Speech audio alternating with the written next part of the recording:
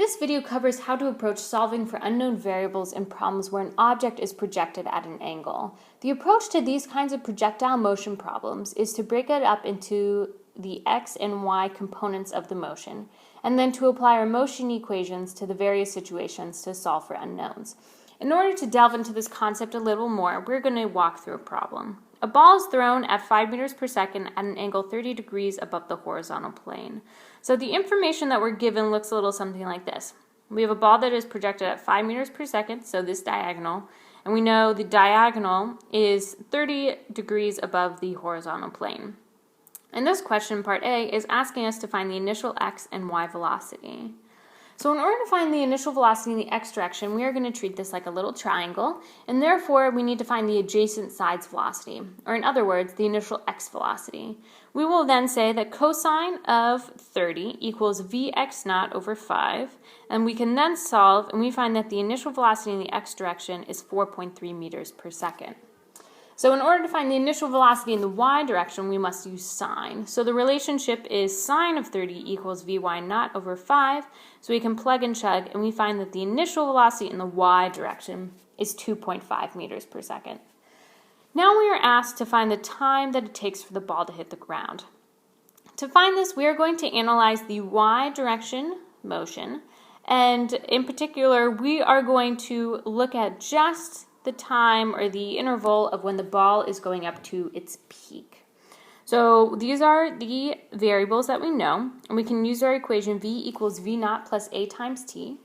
We plug in our knowns, and we find that the time to reach its peak is 0.26 seconds. Now let's look at the time for it to fall back down to the ground. We actually know that the time to go to the peak and the time to go from the peak back down to the same height that it was launched is the same exact time. So the total time from when it's launched to go to its peak to come back down is 0.51 seconds. Now let's find the x and y components of the velocity at 0.2 seconds. The variables that we know are, we knew that the initial x velocity was 4.3 and that the initial y velocity was 2.5. We also know that gravity acts in the y direction as the acceleration.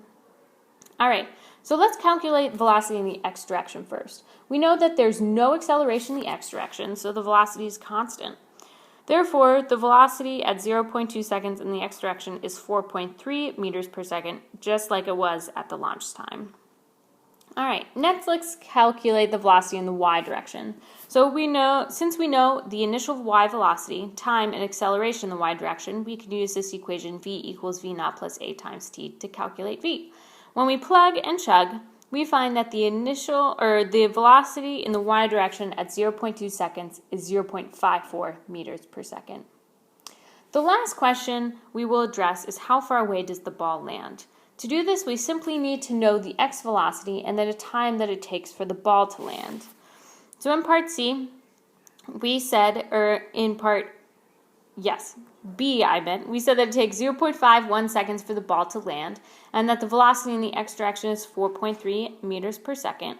So we can plug them into this equation, and we find that the ball lands 2.19 meters away from the initial launch site.